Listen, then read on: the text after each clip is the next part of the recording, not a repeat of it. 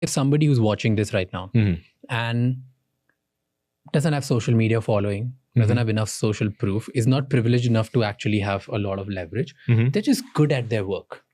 Whatever, they're trying to make it big, they're starting out, they're doing something. Okay. If we have to put out two situations, how can they actually build social proof and use it to their advantage?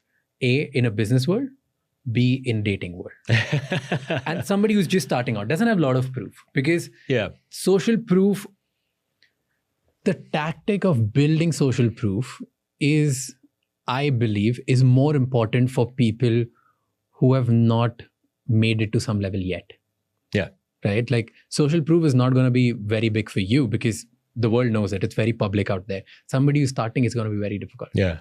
It's social proof, it compounds, right? Yeah. And so it starts small and it gets bigger and bigger and bigger. And then, once you get to a place like we are, it's just there. Like, you don't have to try anymore. So early on, I think in the business context, like, this is the classic example of, like, if you are very good at what you do,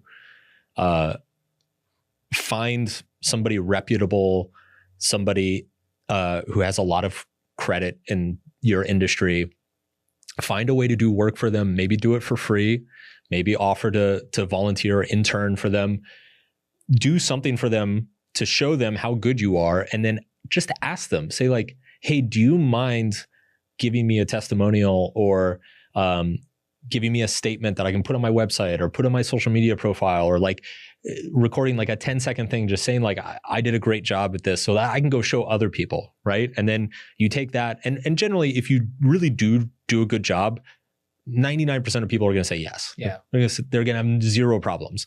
So then you take that and you use that to go find, other clients or other work that you can do. And then it, you kind of get this snowball effect going.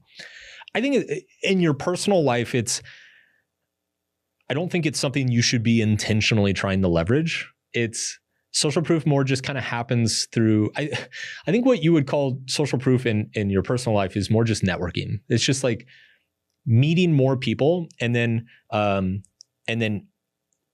getting introduced to their friends, right? So it's if you, let's say, like, you moved here to Los Angeles, you meet a bunch of people the first few months you're here, you start getting introduced to their friends, and it turns out that like a lot of their friends are going to know some of the mutual people that you know, right? So it's a very natural thing when you meet a new person, you kind of find out who you know in common and how you know them, where you know them from, and it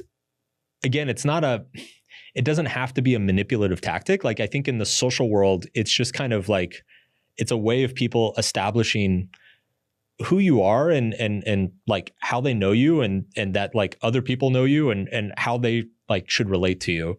But yeah, I don't think you should try to consciously leverage it. Like I remember there's a guy here in the US who, there's actually a few of them, but there was a guy here in the US who was like a very famous influencer, maybe like 10 years ago.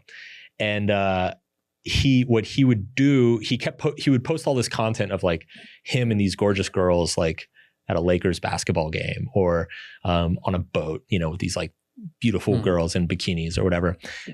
Long story short, it, turns out like these were models that he was hiring, paying by the hour, to like stand on a boat that he was also renting to do a video. And like, that's a perfect example of what not to do.